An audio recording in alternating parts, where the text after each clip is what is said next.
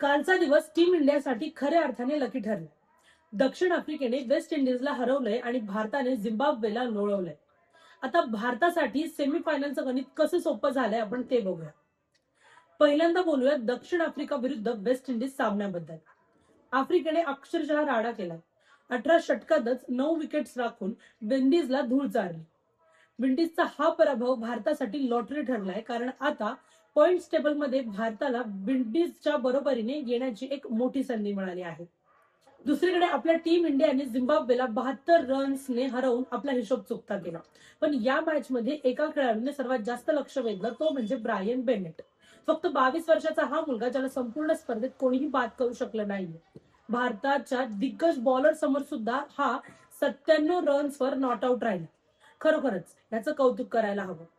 आता समीकरण एकदम साधा आहे. विंडीजचा पराभव आणि भारताचा विजय यामुळे आता रविवारी होणारी भारत विरुद्ध वेस्ट इंडिज ही मॅच एका प्रकारचं क्वार्टर फायनल असेल. जो जिंकेल तो थेट सेमीफायनल मध्ये धडक मारणार. विंडीजचा नेट रन रेट अजूनही चांगला असला तरीही भारताला फक्त मॅच जिंकायची आहे. काय वाटतं, टीम इंडिया रविवारी विंडीजला हरवून सेमीफायनल मध्ये जाणार का? कमेंट्स मध्ये नक्की सांगा आणि अशाच क्रिकेट अपडेटसाठी आपल्या चॅनलला सबस्क्राईब करायला विसरू नका.